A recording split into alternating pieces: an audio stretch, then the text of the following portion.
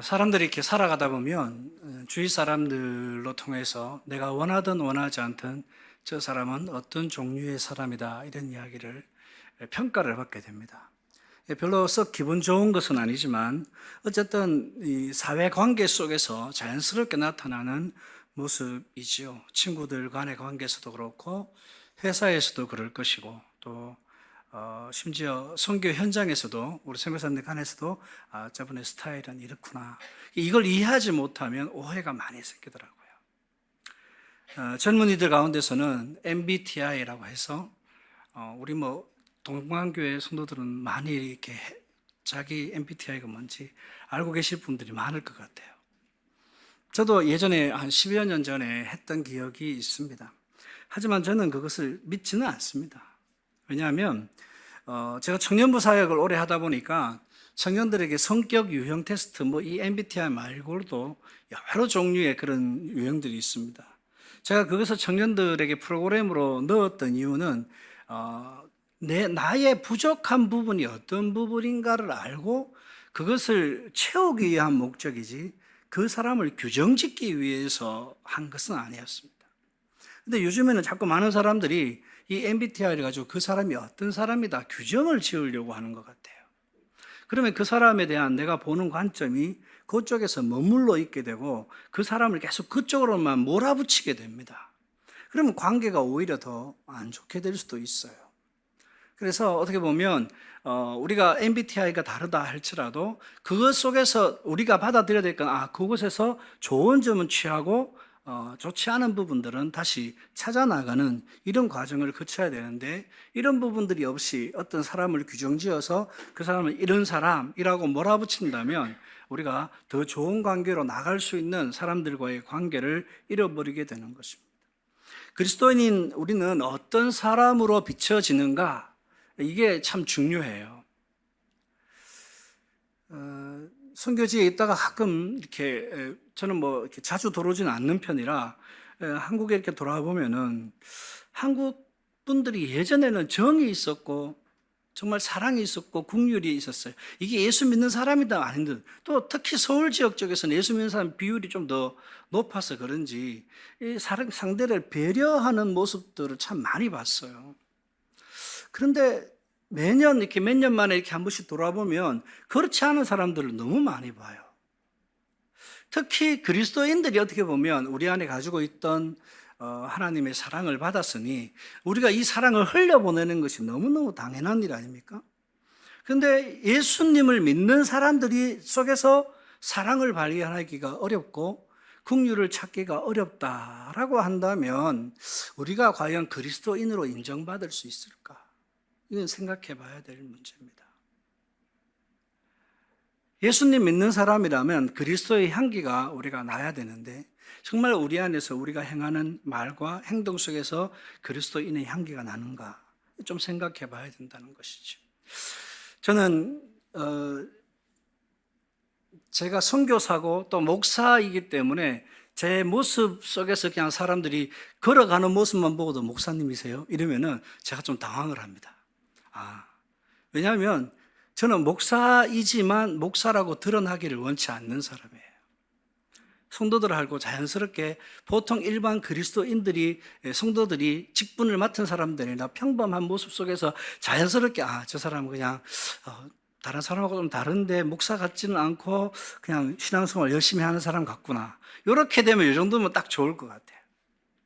그런 이유는 우리가 가지고 있는 선입견들이 말씀을 듣지 못하게 하고 선입견들이 우리가 살아가는 삶의 모습 속에서 목사라고 생각하면 접근할 때부터 이미 자세들이 틀려져요. 그래서 딱 봤을 때 그냥 열심히 신앙생활 하려고 하고 그리스도의 향기 정도 풍기는 사람 이러면은 딱 좋겠다 이런 생각이 들어요. 저는 제 신앙의 관점이 있습니다. 좌로나 우로나 치우치지 않는 겁니다. 좌나 우로나 한쪽으로 쏠리면 그쪽으로 색깔이 더 두드러지게 드러나게 돼 있어요. 그래서 중심을 항상 잡자. 흔들림 없이 내가 가지고 있는 이 성경 말씀을 가지고 그 말씀 속에서 내 중심을 잡아서 하나님이 기뻐하시는 길로 걸어가자 라고 하는 게 제 신앙적인 제 중심입니다. 사랑하는 성도 여러분, 우리가 주 안에서 이 믿음의 삶들을 살아갈 때에 내가 그리스도인이기 때문에 그리스도인다운 향기가 풍겨나는 여러분들의 삶이 되시기를 축원합니다. 이게 참 중요한 것이죠. 내가 예수님 믿으니까 당신에게 이 사랑을 주는 거야. 내가 그 긍휼을 베푸는 거야. 라는 느낌을 받았을 때 이 사람, 받는 사람들 입장에서 내가 그리스도인이 되어야 하는가? 라는 부담감으로 다가간다는 것이죠.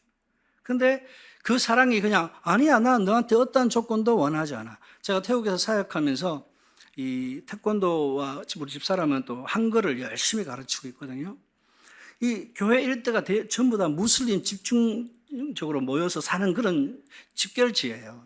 그러니까 복음을 전하기가 너무 어려워요. 80%, 90%가 무슬림이니까. 근데 이 사람들에게 우리가 교회에서 태권도를 가르치지만 어떠한 재정적인 부분들을 요구하지 않습니다. 그러니까 이 사람들이 자연스럽게 그냥 교회에 와요. 아이들을 데리고. 그리고 교회에서 태권도를 하고 그리고 자연스럽게 또 가요. 근데 이 사람들이 저한테 한 번도 여기가 교회고 뭐 불편하다는 이야기도 안 하고 우리도 그걸 요구하지도 않고 놔뒀는데 이 무슬림이었던 이들이 그냥 자연스럽게 교회를 왔다 가는 게 자연스러워졌어요. 그 부모들이 와서 뒤에서 구경하기도 하고 그렇게 하는 거예요. 제가 목사인지 알고 선교사인지 압니다. 누구도 저한테서 목사님 이렇게 안 합니다. 그냥 선생님 이러죠.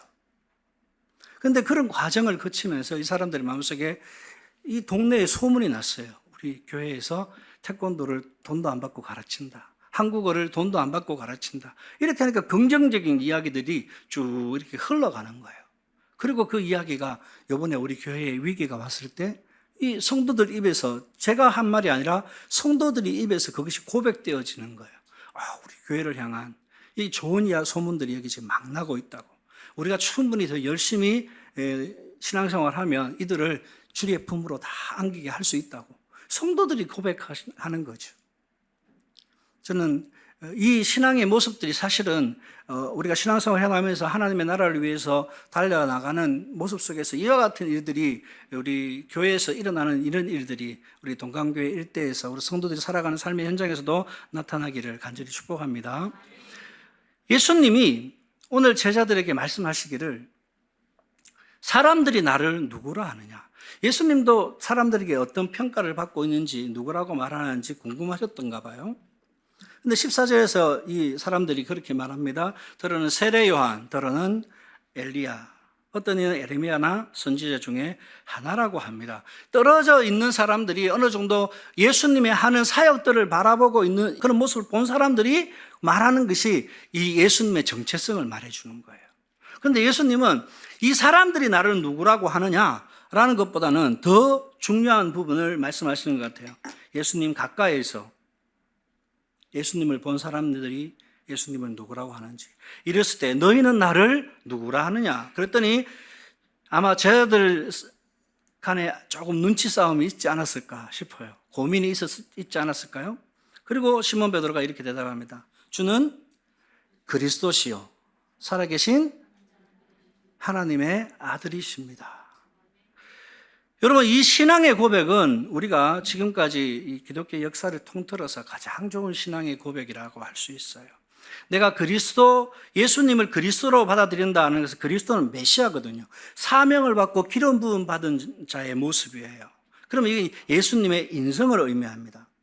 그리고 여기에 하나님의 아들이십니다 라면 신성을 의미하고 있어요. 그러니까 이 고백 하나에 예수 그리스도의 사명받은 인성을 가지신 예수 그리스도의 모습, 메시아로서의 모습이 여기에 그대로 담겨 있고, 또 하나는 하나님의 아들로서 신성을 포함하신 하나님의 아들로서 존재했다. 예수님을 정확하게 보고 판단한 것입니다.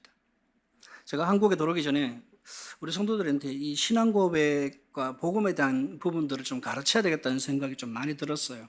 그래서 주일날 설교를 하면서 3가지 질문했어요. 나는 누구인가? 나는 어디서 왔는가? 우리는 어디로 가는가? 여러분, 이 3가지 질문은요, 복음을 제시할 때 꼭 해야 될 질문입니다. 나는 누구입니까? 내가 지금 살아가는 삶의 모습 속에서 어떤 이로, 어떤 모습으로 드러나고 있는가? 또 어디서 왔는가? 어디로 갈 건가? 여기에 대해서 여러분들이 그리스도인으로서의 질문과 대답이 정확하게 있어야 우리가 살아갈 삶의 방향이 흔들리지 않는 것입니다. 예수님이 이 신앙 고백을 듣고 난 다음에 17절에 뭐라고 말씀하시죠? 바요나 시몬아 내가 복이 있도다. 이를 알게 한 이는 혈육이 아니요 하늘에 계신 내 아버지시다. 그러면서 이어서 말씀하시기를 또 내가 내게 이르노니 너는 베드로라. 내가 이 반석 위에 내 교회를 세우리니 음부의 권세가 이기지 못하리라. 여기에 반석 위에 세웠다. 이 반석이란 말이 페트라라는 단어입니다. 근데 여러분 보십시오. 이 본문이 가톨릭과 기독교가 극명하게 해석이 갈리는 부분입니다. 이 베드로 위에 교회를 세운다라고 하는 말을 가지고 천주교는 베드로의 존재 위에 교회를 세운다라고 해석을 합니다. 그런데 베드로의 존재 위에서 세웠기 때문에 제1대 교황이 베드로예요. 그리고 이후에 이 교황들이 계속 서면서 이 교황 베드로 위에 교회를 세웠기 때문에 교황의 권위가 가지고 있는 성경의 권위보다 훨씬 더 높게 평가를 받습니다. 그래서 지금도 교황이 하는 말은 성경보다 더 권위가 있어요. 그래서 천주교는 이 교황의 권위를 무시할 수가 없고 모든 천주교인들은 다 본인들이 성경보다 교황의 한 말씀이 더 권위가 있다는 것을 인정하고 있습니다. 근데 제가 왜 페트라라는 단어를 강조를 했냐 하면 이 페트라라는 단어가 이 개신교에서 이것을 번역할 때 이걸 본문을 이 단어를 자세히 훑어보니까 이 단어가 여성 명사로 돼 있어요. 베드로가 남자입니까? 여자입니까? 예. 남자인데 왜 이 베드로에 대해서 이야기를 할 때 여성 명사를 사용했을까라는 부분이죠. 그래서 이 개신교에서는 이 본문을 해석할 때 베드로의 신앙 고백 위에 바로 교회가 세워졌다. 이렇게 고백을 합니다. 여러분 반석은 무엇입니까? 든든한 돈입니다. 어떤 건물을 세우든지 이 디딤돌을 제대로 놓고 교회나 건물을 세워야 그 교회와 건물이 흔들리지 않고 굳건하게 세워집니다. 그래서 교회에는 늘 이 디딤돌과 같은 역할을 하는 사람들이 꼭 필요해요. 그런데 오늘 우리가 읽지는 않았는데 이 뒤에 본문을 보시면 예수님이 이제 예루살렘에 올라가서 이 장로들에게 잡혀서 대제사장들과 서기관들에게 고난을 받고 죽임을 당하고 다시 부활할 것에 대한 이야기를 하셨어요. 22절을 한번 띄워주시겠습니까? 22절 한번 다 같이 한번 읽겠습니다. 시작. 베드로가 예수를 붙들고 항변하여 이르되 주여 그리 마옵소서 이 일이 결코 죽게 미치지 아니하리이다.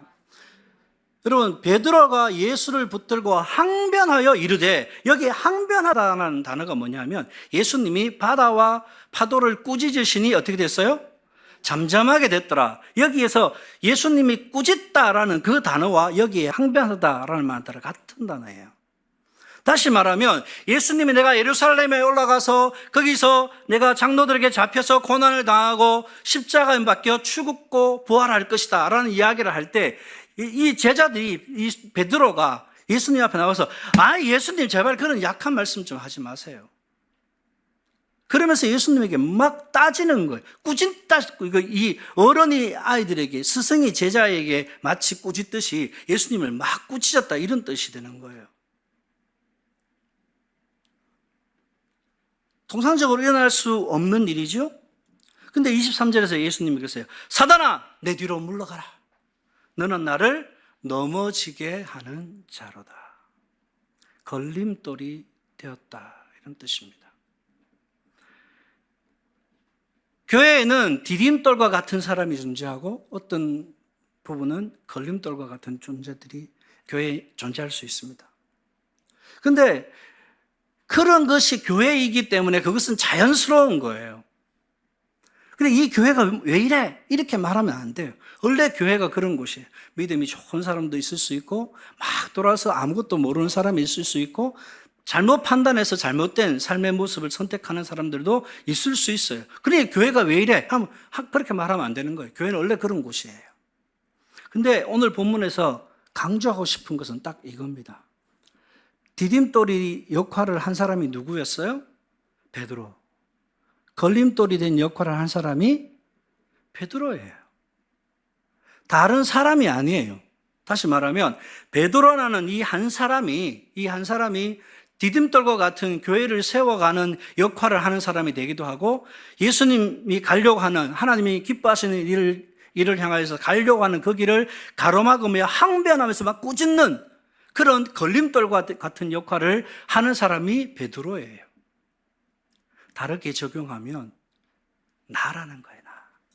내가 늘 말씀을 잘 읽고 또 내가 열심히 기도하고 또 내 삶을 하나님 앞에 온전히 세우려고 할 때가 있지만, 어느 날 갑자기 교회에서 어떠한 일들을 결정하고 하려고 할 때 기도도 해보지 않고 하나님이 기뻐하시는 방향이 무엇인지 묻지도 않고 그냥 무턱대고 자기의 생각과 자기의 이익과 자기하고 관련된 어떠한 문제 때문에 반대를 하고 있다면, 혹시 내가 전에는 디딤돌이었는데 지금은 내가 걸림돌이 아닌가 생각해야 한다는 것이죠.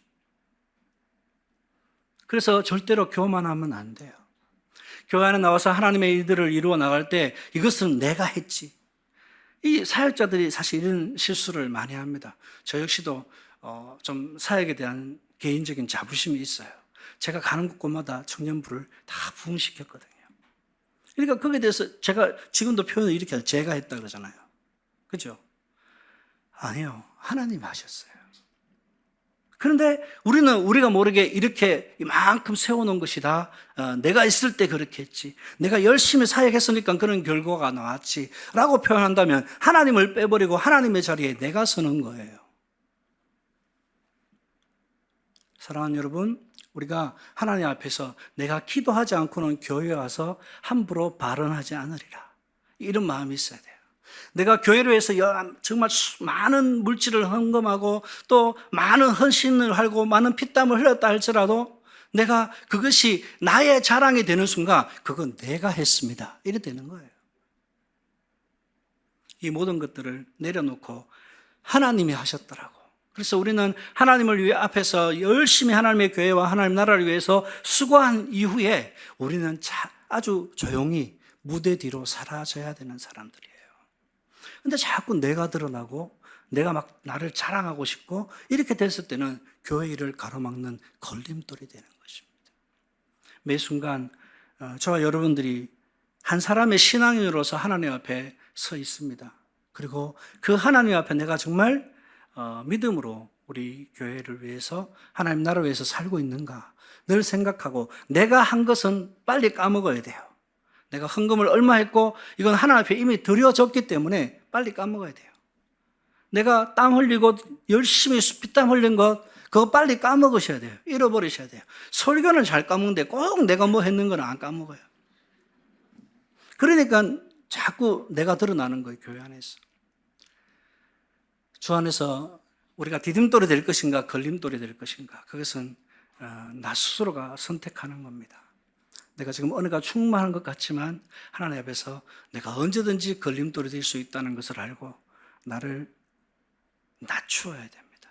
그리고 무대 뒤로 사라져야 됩니다. 어떤 일을 한 이후에 그거 내가 했어가 아니라 하나님이 영광 받으시도록, 하나님만 그 자리에 남아 계시도록 그렇게 사라져가는 저와 여러분들이 되시기를 바랍니다. 교회 설교 짧아서 좋죠. 예, 영상 선교 보고도 해야 되고 할 일이 너무 많아서 한 2분 정도 영상을 준비했습니다. 우리 교회 영상 잠깐 보시겠습니다.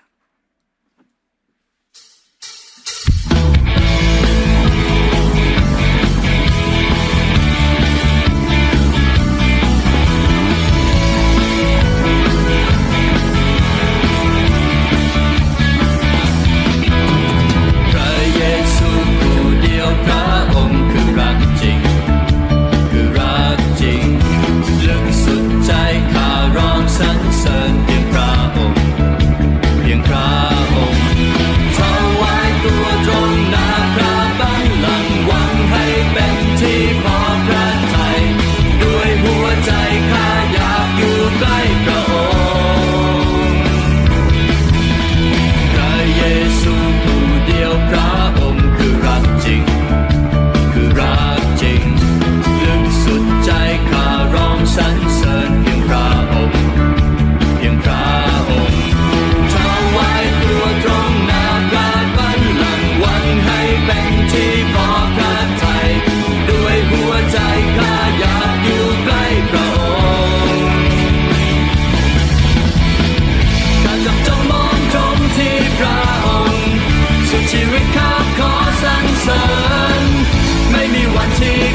จะเปลี่ยนหัวใจปรารถนารักพระองค์ผู้เดียวพระเยซูข้าร้องสรรเสริญข้าจะเฝ้าคอยพระองค์เพียงผู้เดียววันและคืนข้าแสวงหาเพียงพระองค์เพียงพระองค์ข้าโหยหาแค่ขอได้ชมพระสิริพระสิริถวายตัวตรงหน้าพระบัลลังก์หวังให้เป็นที่พอพระทัยด้วยหัวใจข้าอยากอยู่ใกล้พระองค์ 네. 박수 칠 일은 아닙니다.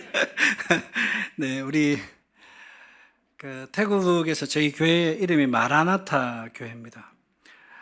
그 PPT 띄워주시면, 예. 그 첫 번째 페이지를 주십시오. 저희들이 사역하고 있는 곳은, 오피란 선교사님 파타에 계시잖아요. 자주 만납니다. 저희들은 방콕에서, 여기 대구로 말하면 경산쯤 되는 곳입니다. 그러니까 위성도시죠. 그래서 민불이라는 곳에 교회를 개척했는데요. 태국에서 이제 태국 기독교 총회에 저는 소속 선교사입니다. 그래서 여기 태국 기독교 총회라는 곳은 정부에서 인정하는 기독교 단체로 공인을 받았어요. 거기서 제가 비자도 받고 하기 때문에 저희들은 태국의 어느 지역을 가더라도 이 사역을 마음껏 할 수 있도록 정부가 인정해주는 비자를 가지고 있기 때문에 어디를 가도 터치를 받지 않습니다. 그런데 다른 종류의 비자를 가지고 있는 분들은 그 문의티 비자라든지 봉사활동 비자 같은 경우는 그 지역을 벗어날 때 지역을 벗어난다는 신고를 법적으로 하게 돼 있습니다. 근데 이 친구들이 태국이 막 엄청 이렇게 강하게 푸시를 할 때는 진짜 나와서 실사를 하거든요.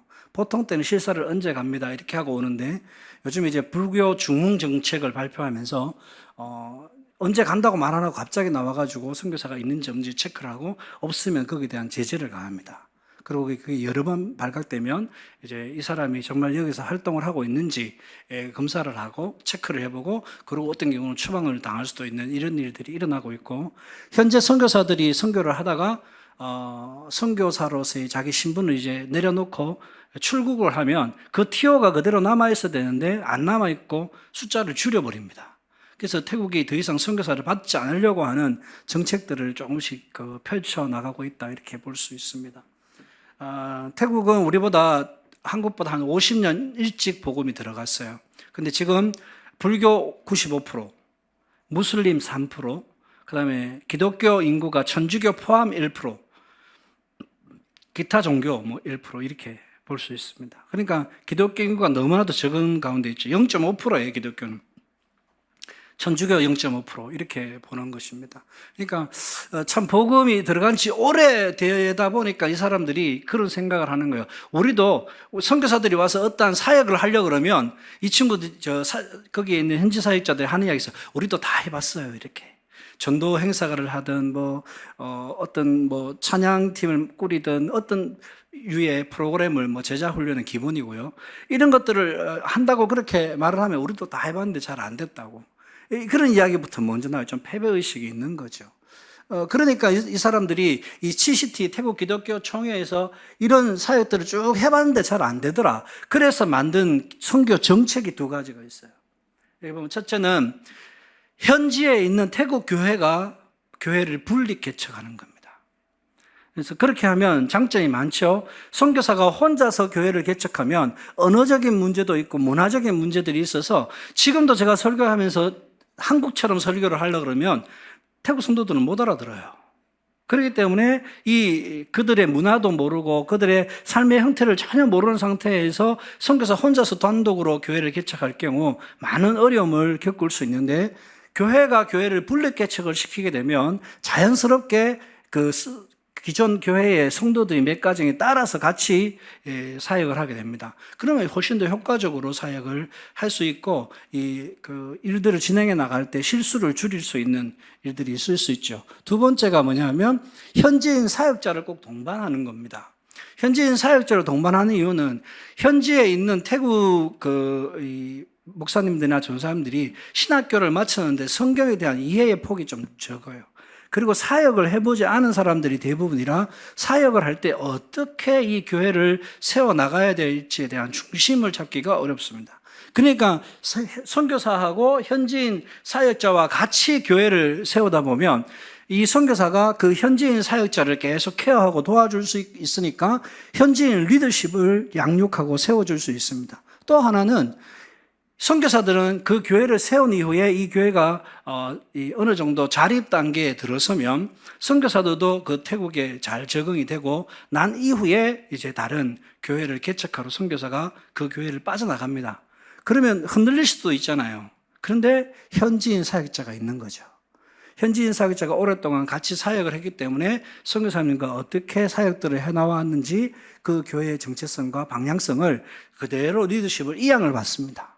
그러니까 흔들림 없이 자연스럽게 이 교회가 정착되어지는 모습을 볼 수 있습니다.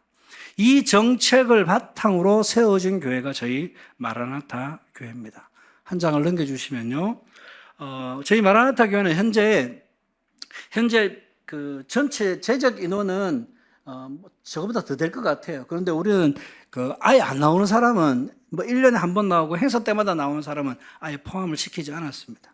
그래서 35명 정도 되고 출석 인원은 지금 이제 28명 정도 됩니다. 제가 돌아오기 전에 2주 전에 2가정이 등록을 해서 28명이 되는데 주로 예배 때 나오는 숫자는 최소 25명에서 28명 이렇게 왔다 갔다 하고 있습니다. 가정수로는 12가정이 모여서 예배를 하고 있습니다. 저희들이 이제 7년이 되다 보니까 이제 8년 차 접어들었습니다. 그동안에 3년이 이제 코로나 기간이었죠. 이제 우리가 태국 현지 교회에서 분립 개척을 하다 보니까 이 분립 개척한 현지 교회는 보통 그 선교사와 MOU를 맺어서 후원을 50대 50 이렇게 해서 교회를 개척하는 경우가 많습니다. 근데 저희들은 들어갔을 때 1년 6개월 정도 됐을 때 어느도 아직 완벽하게 끝나지 않고 지금도 완벽하다고 할 수는 없습니다만 어느도 완전히 끝나지 않은 상태에서 교회를 개척을 시작한다는 게 좀 부담이 됐지만 본교회에서 자꾸 저한테 같이 개척을 하고 선교사님 가정에 나가서 함께 도와주면 좋겠다. 그렇게 요청이 와서 저희들이 고민하고 기도하는 끝에 같이 나가게 됐어요. 그리고 풀 100% 후원을 현지인 교회가 풀 지원을 했습니다. 그래서 이제 지금까지 8년 차 들어왔는데 코로나 지나고 보니까 저희 성도들도 그때는 세례교인이 30명이 넘었었어요. 근데 코로나 끝나고 나니까 시집도 간 친구가 2친구가 있고 또 사역을 배우기 위해서 왔던 이 신학생이 그 기간 동안 다른 지역으로 사역도 나가고 이런 과정을 거치면서 숫자가 한 25명까지 줄어든 것이지요. 근데 우리뿐만이 아니죠. 우리를 후원하고 있는 태국 현지의 모교회가 저희들한테 이제 7년, 8년 됐는데 이제 이 숫자가 줄다 보니까 이 풀로 스포트 하는 게 어렵다. 이게 보통 후원하는 게 120에서 150까지 이렇게 비용이 왔다 갔다 하거든요. 근데 그런 이야기를 하면서 이제 다음 사진을 보여주시면 저희 교회에 이렇게 통보가 왔어요. 교회 문을 닫고 본래 있던 교회로 돌아오라고. 그래서 좀 힘을 비축한 다음에 다시 개척하자. 그렇게 이야기가 왔습니다. 도저히 저희들이 처음에 사실 이 이야기를 제가 화요일 날 우리 전사님하고 장로님을 만났는데 카페에 앉아서 차를 마시면서 이야기를 하는데 장로님이 갑자기 이야기를 하는 거예요. 너무 사실은 힘들었어요. 스트레스를 엄청 많이 받았어요. 집사람하고 샤론이하고 셋이서 저녁마다 예배를 드리는데 저녁 식사를 하고 난 다음에 앉아서 그 이야기를 하면서 진짜 눈물로 기도했어요. 한 일주일 동안을 엄청 스트레스 받으면서 그 시간을 보냈는데 주일날 딱 가니까 이제 우리 모교회 목사님하고 장로님이 와가지고 설명을 하는 거예요. 이 큰 사진이 이제 그 설명하고 있는 그 사진입니다. 이렇게 설명을 하는데 저희들이 도저히 이해할 수 없고 받아들일 수 없는 거예요. 근데 저도 할 말이 많았지만 우리 성도들이 어떻게 생각하는가를 좀 듣고 있었어요. 그랬더니 아까 제가 설교하면서 잠깐 언급한 것처럼 이전에는 코로나였고 또 복음을 전하려고 해도 무슬림 지역이라 이 사람들이 우리를 아예 자기 가게든지 집이든 아예 들어오지도 못하게 만들었어요. 부활절날 계란 하나 들고 가도 아예 못 들어오게, 계란만 보면 그냥 못 들어오게 하는 거예요. 그래서 그런 상황이 있었는데다가 그럼에도 불구하고 35명, 세례교인 30명이 넘는 상황까지 부응했으면 진짜 잘한 거예요. 여러분들이 어떻게 생각하실지 모르겠지만 진짜 잘한 거예요. 그런데 이제 코로나 지나면서 이런 일이 벌어지니까 돌아오라 하는 것에 대해 합당하지 않다. 그리고 저희들이 1년 6개월 전에 시작한 태권도와 한글 교육을 시작하고 나니까 이 동네에 소문이 너무너무 잘 난 거예요. 그러니까 무슬림들인데 오히려 그들이 교회에 대해서 관심을 갖고 교회를 오고자 하는 마음이 있었던 것입니다. 근데 저한테 성도들이 와서 누구도 그런 이야기를 한 적이 없어요. 근데 요번에 이 문제가 딱 터지니까 성도들이 아니 지금 선교사님이 이렇게 해가지고 1년 6개월 동안 이렇게 씨를 잘 뿌려놨는데 우리가 지금 거두어드리기만 하면 되는데 이걸 싹 접어버리면 2, 3년 후에 다시 개척한다고 해서 이 복음의 씨앗이 다시 굳어지겠냐고. 말도 안 된다. 우리가 성도들이 또 헐떡 뭉쳤어요. 이 위기가 저희들에게 오히려 기회가 돼가지고 성도들이 한 마음으로 뭉치면서 오히려 더 교회를 향한 헌신과 열정들을 쏟아내기 시작했습니다. 그래서 저희들이 도로기 전에 마지막 주에 작정 헌금을 했는데 평상시에 우리가 나오는 헌금보다 한 40%, 50% 더 나왔어요.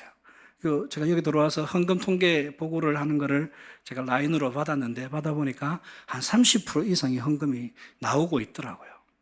그러니까 성도들이 말로만이 아니라 거기에 따라서 이제 변화된 모습들, 예배에 열심으로 참석하고 또 헌신도 하고 헌금도 열심히 하도록 그렇게 자들이 스스로의 마음속에 결단을 하게 된 것입니다. 이것이 얼마나 우리에게 큰 은혜였는지 모릅니다. 저는 한 주간 동안 정말 눈물로 기도했어요. 근데 주일날 성도들을 만나고 모교회 목사님이 와서 설명을 하는데 그 자리에서 우리 성도들이 얼마나 잘 뭉치는가를 제가 그때 알게 됐어요. 근데 그때부터는 눈물이 아니라 감격이었어요. 하나님의 눈물을 감격으로 바꾸셨어요. 아, 우리가 충분히 가능하구나. 우리 성도들이 그만큼 성장해 있구나. 우리 성도들은 내가 좀 믿어도 되겠구나. 내가 너무 얕봤구나. 이런 생각들이 들고 회개하는 마음이 생기면서 그 한 사람 한 사람들이 눈에 막 밟히기 시작하는 거예요. 그래서 우리 그 작은 사진은 우리 교회 성도들끼리만, 운영위원회 성도들끼리만 모여서 우리가 이 문제를 어떻게 할 것인가에 대한 부분을 계속 회의를 하는 중에 우리가 4월 말까지 우리 교회 임대 기간이 끝났어요. 그래서 교회를 옮겨야 될 상황 가운데 놓여 있습니다. 그래서 그 회의를 하면서 여러 가지 이야기들이 오고 가다가 결국은 현재 모이는 공간도 우리 성도들하고 다 모이면 예배 공간이 거의 꽉 찹니다. 그리고 태권도를 가르치다 보니까 발차기를 해야 되는데 14명만 들어와도 발차기가 안 돼요. 막 지그적으로 세워놓고 발차기 연습시키고 이렇게 하는데 도저히 안 되겠다. 그래서 공간도 이제 협소하니 아예 이전을 합시다. 그리고 제가 처음, 이게 또 하나님의 은혜인 것 같아요. 저희들이 처음 이 교회를 개척할 때 여기보다 더 반밖에 안 되는 사이즈 교회에 저희들이 빌려서 들어갔거든요. 그때는 뭐 4가정밖에 안 되니까. 그런데 그 앞에 창고 건물이, 큰 창고 건물이 비어 있었어요. 이 벽이 없어요. 그냥 위에 천정만 있는 건물이에요. 근데 저거 건물을 그냥 교회로 하면 딱 좋겠다. 이 벽만 세우면 되니까. 그런 마음이 있었는데 이번에 주인이 그 건물의 벽을 다 이렇게 세워가지고 이게 칸막이를 쳐가지고 현재 우리 교회보다 배보다 큰 공간인데, 배 정도 큰 공간인데 같은 가격으로 렌트해 주기로 했어요. 할렐루야. 이게 얼마나 큰 은혜였냐 하면 처음에는요 말했더니 안 된다는 거예요. 뭐 훨씬 더 20, 30만 원 더 우리가 내야 될 상황이었어요. 그런데 이 안식교 교인이에요. 태국은 안식교가 이단이 아닙니다. 기독교 인구가 워낙에 적으니까 그런 신학적인 거 가지고 서로 논의할 수 있는 여력이 아직까지는 없어요. 너도 크리스찬인데, 야, 여기 지금 교회 여기 바닥에 아무것도 안 돼 있고, 에어컨도 없고, 뭐 창문도 하나 제대로 달린 거 없는데, 여기를 똑같은 금액으로 달라고는 말이 되냐. 이거 우리가 다 해가지고 들어와서 예배할 테니, 싸게 주라고. 그렇게 해서 같은 가격으로 여기로 들어가게 됐습니다. 그래서 저희들이 사실 어렵고 힘든 시간들이었지만 오히려 감사한 것은, 제일 감사한 것은 성도들이 하나 된 것. 정말 성도들이 열심으로 지금 예배하고 있어요. 매주마다 이제 예배 끝나고 나면 식사하는 장면, 같이 이렇게 예배 드리는 장면 사진 찍어서 라인에 계속 올라오거든요. 그 헌금 몇 매 돌아가는지 이런 것도 보고가 다 들어오는데, 이렇게 보면 성도들이 열심히 하고 있다는 게 눈에 보입니다. 그래서 우리가 이제 제가 다음 주에 이제 들어가면 노가다를 해야 돼요. 제가 목사지만 또 목수이기도 합니다. 그래서 제가 너무 힘들어서 문을 2개나 달아야 되는데, 2개를 우리 집 사람이 자기가 하면 불명이 저거 퍼진다. 뭐 피곤해서 너무 힘들어 안 될 거다. 그래서 하나는 기술자를 불러서 하고 하나는 완전히 통짜를 다 맡기로 했어요. 막능 작업은 제가 하기로 했습니다. 그래서 그런 작업과 강단, 또 에어컨, 바닥 시설, 창문도 너무 작고 그래서 창문도 좀 하나 만들어야 되고, 그런 작업들을 계속 이제 해나가게 될 것 같습니다. 우리 마라나타 교회가 그동안에 제대로 많이 선교하고 보고도 못 드리고 기도 제목도 많이 못 드렸는데, 이제 기억해 주시고 많이 기도해 주시면 감사하겠습니다. 기도 제목 좀 드리겠습니다. 저희들이 일단 우리 성도들이 이 하나된 마음과 열정들이 식지 않고 계속 지속될 수 있도록 그렇게 기도해 주시고, 또 우리 이 렌트비가 사실은 제가 이번에 급하게 들어온 이유가 렌트비는 매달 꼬박꼬박 나가야 되잖아요. 이 문제가 해결이 안 되면 사실은 제 입장에서는 계속 부담이 될 수밖에 없어요. 우리 성도들이 헌금을 조금 더 하기는 하지만 이 렌트비만큼은 이번에 우리가 후원을 좀 받아서 해결해 보자. 근데 감사하게도 몇몇 선교단체하고 교회하고 이렇게 연결되면서 렌트비는 어느 정도 이제 해결이 됐어요. 이게 지속돼야 되는데 얼마만큼 가능할지 모르겠습니다. 하여튼 기도를 해 주십시오. 그리고 이제 세 번째로는 저희들이 이사를 한다고 그러지 않습니까? 이제 이게 공간이 너무 커지다 보니까, 배로 커지다 보니까 장비들이 하나도 없는 상태에서 지금 있는 장비는 작은 공간에서 가능한 거였고, 큰 데로 가니까 더 큰 공간에 맞는 장비가 필요합니다. 그래서 이걸 준비하고 있어요. 지금 저희들이 얼추 앉아서 같이 뽑은 금액이 한 600만 원 정도 필요하더라고요. 그래서 이번에 들어가서 이 공사를 해야 되는데, 우리 파송교회도 이제 기도하면서 후원 헌금을 한번 하겠다고 그러셨습니다. 그래서 기도해 주시고 이 재정이 채워져서 이 모든 일들이 순조롭게 이루어질 수 있게 해달라고 기도해 주시면 감사하겠습니다.